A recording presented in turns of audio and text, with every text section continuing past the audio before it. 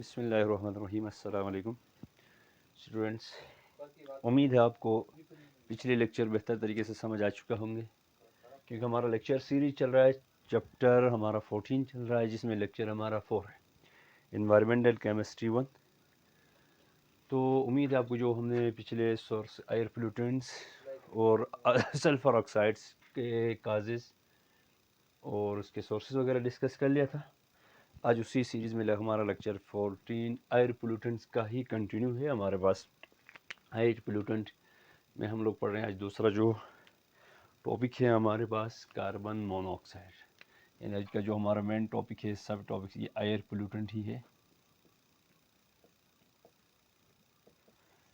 Students, सबसे बिस्मिल्लाहिर्रहमानिर्रहीम, हमारा टॉपिक है कार्बन मोनोऑक्साइड्स। पहले डिस्कस कर लेंगे ये कार्बन मोनोऑक्साइड बनता है कैसे। स्टूडेंट्स, जब कार्बन के दो ऑक्साइड्स बनते हैं, या कार्बन डाइऑक्साइड या कार्बन मोनोऑक्साइड। कार्बन मोनोऑक्साइड तब बनता है जब ये इनकम्प्लीट कंबशन होगी, कोई भी चीज़ जल रहा है उधर आपको लिमिटेड अमाउंट ऑफ ऑक्सीजन मिलेगी, तो कार्बन मोनोऑक्साइड बनेगा। Whenever coal and other organic जो मटेरियल्स होंगे कंबस्टेड होंगे in less supply of oxygen, then CO is produce. ठीक है नहीं है, ऑक्सीजन लिमिटेड अमाउंट में होगा तो कार्बन मोनोऑक्साइड बनेगा, ऑक्सीजन अगर एक्सेस में होगा तो कार्बन डाइऑक्साइड प्रोड्यूस होगा। ये हमारे पास कार्बन मोनोऑक्साइड्स की बात है। हम लोग जानते हैं, एक बात याद रखें कि जितने भी कंबस्शन रिएक्शन हैं ठीक है नहीं, वहाँ आपके पास कार्बन मोनोऑक्साइड या कार्बन डाइऑक्साइड के साथ साथ वाटर एंड एनर्जी रिलीज होता है। तो अब कार्बन मोनोऑक्साइड्स के में जो सोर्सेज हैं, ये प्रोड्यूस होता है incomplete burning of would say, fuel से एंड व्हीकल जो एग्जॉस्ट होता है इससे। इसके जो इफ़ेक्ट्स क्या हैं, ये एक पॉइजनस गैसेस है। कार्बन मोनोऑक्साइड एक पॉइजनस जहरीली गैस है। अगर हम लोग इसको 5% से ज़्यादा हम लोग क्या करेंगे, उसको इनहेल करेंगे, तो ये फर्टल फॉर दी हेल्थ, यानी बहुत ज़्यादा मुहलिक हो सकती है। बाज़ औक़ात हम लोग जानते हैं, स्पेशली सर्दियों के सीज़न में जो चूल्हा वगैरह जला के सो जाने की वजह से, या कोयला वाला वगैरह हम लोग घरों में इस्तेमाल करते हैं, जिसकी वजह से बहुत सारी डेथ काजेज़ होती हैं। फिर इस चाइस की वजह से हेडेक होता है और डिजनेस वगैरह होती है।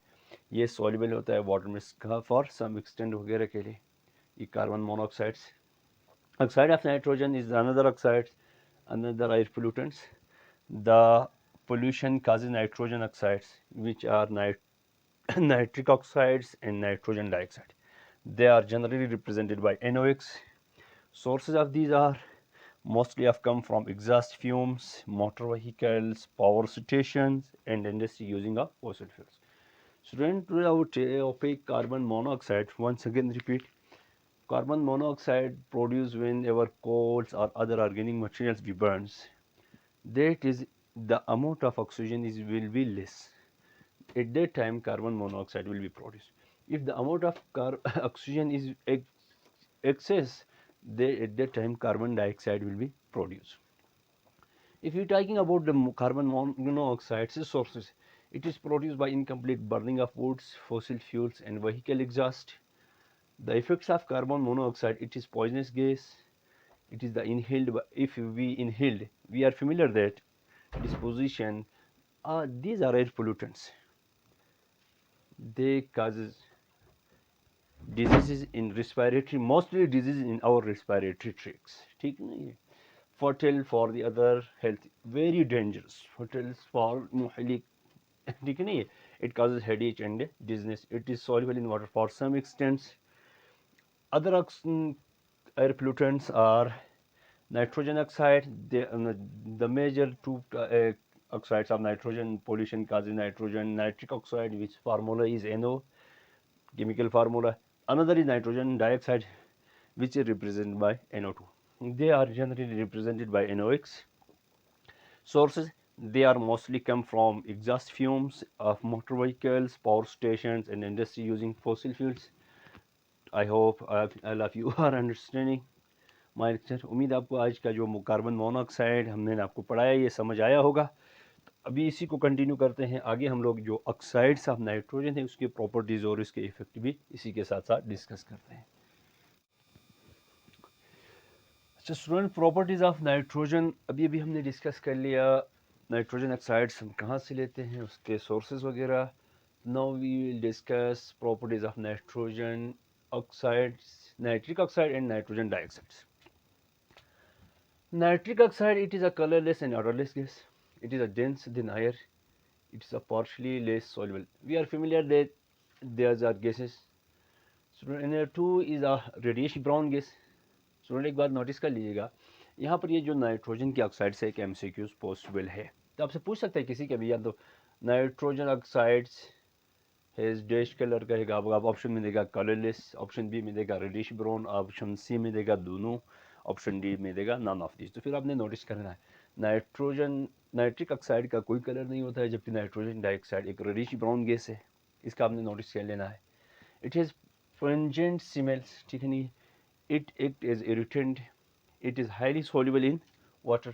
स्टूडेंट्स एक और बात हम लोग यहाँ पर कर लेंगे, ये जो नाइट्रोजन के ऑक्साइड्स हैं, अभी इफेक्ट्स में बात करेंगे, both of oxides are toxic, ठीक है नहीं, they are irritant and damage the lungs. बच्चों ये आपको कॉमन सी बात है, एयर पोल्यूटेंट पढ़ते हैं तो ये जो इफेक्ट होगा उनका ज़्यादातर हमारे रिस्पायरेटरी ट्रैक पर ही होगा, दे काजेज हेडेज एंड कफ। अच्छा एक और पॉइंट हम लोग यहाँ मेंशन करते हैं, पॉइंट 4 की जगह हम लोग यहाँ बच्चों they are also responsible for acidic rain and they causes acid rain. ये जो ऑक्साइड्स है नाइट्रोजन के, स्पेशली जो NO ऑक्साइड है, oxide NO causes acid rain, causes acid rain, causes acid rain. क्योंकि आप लोग जानते हो जब बारिश ये हवा के अंदर मौजूद होती है, नाइट्रोजन नाइट्रिक ऑक्साइड ऑक्सीजन के साथ और वाटर के साथ एक कॉमन रिएक्शन कर रहा है, NO plus H2O plus oxygen के साथ, इनके साथ कॉमन रिएक्शन करके नाइट्रिक एसिड बना। तो ये जो हवा में अगर इनकी अमाउंट ज़्यादा हो गई तो इससे हमारे पास नाइट्रिक एसिड की अमाउंट ज़्यादा होगी और जिस तरह तेज़ाबी बारिश का खदशा होगा। अच्छा अगला नेक्स्ट पोल्यूटेंट है हमारा मीथेन गैस है। मीथेन गैस कहाँ से मिलता है बच्चों? Dead plants and decaying organic material is a big source of methane gas. अच्छा ये जो डेड प्लांट्स हैं डिकम्पोजिशन होती है, ये बहुत बड़ा सोर्स है मीथेन गैस का ऑब्टेन होने का, और ये रिलीज़ होता है फ्रॉम मर्शिज एंड स्वम्प्स एरिया, दलदली इलाके जिनको हम लोग कहते हैं उन एरिया से, फिर राइस पेडी फील्ड्स उन एरिया से जहाँ पर चावल वगैरह काश्त की जाती है उनकी ज़मीन से भी मीथेन गैस ज़्यादा अमाउंट में रिलीज़ होता है। तो स्टूडेंट्स इसके साथ साथ अभी हम लोग लिखेंगे इसके मीथेन गैस के इफ़ेक्ट्स।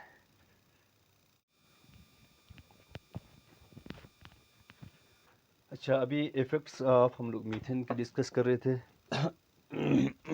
सॉरी। अच्छा स्टूडेंट देखा इफ़ेक्ट्स जो है मीथेन के क्या है, जो फोटोकेमिकल रिएक्शंस के दौरान जो टॉक्सिक सब्सटेंस मिलते हैं जिसको हम लोग इन शॉर्टकट है, ठीक है नहीं, पर ऑक्सी एसिटाइल नाइट्रेट्स के कुछ कंपाउंड होते हैं जो बहुत ज़्यादा रिस्की होते हैं, और मीथेन के इफेक्ट ये एक इरिटेंट है। और अगली बात यह है कि ये जो मीथेन क्या है, ग्रीन हाउस गैस भी हम लोग इसको कह सकते हैं, क्योंकि ये क्या कर रहा है, गुड हीट ऑब्जॉर्वर है, गुड हीट एब्जॉर्बर है, मोस्ट हीट क्या करे, ये एब्जॉर्ब करेगा इन्वायरमेंट से। तो लाजमी बात है जो भी सब्सटेंस गुड हीट एब्जॉर्बर होगा वो ग्लोबल वार्मिंग काज करेगा। तो हम लोग कह सकते हैं it is a good heat absorber, thus it is increasing concentration in the environments, increase the temperature, जिसकी वजह से टेम्परेचर क्या होगा, इंक्रीज होगा। अच्छा it will causes global warming. Lead compounds बच्चों, जो लीड सिंबल है PB, आप लोग जानते हो लीड कंपाउंड जिसका सिंबल PB है, प्लम्बियम इसका लैटिन नाम है।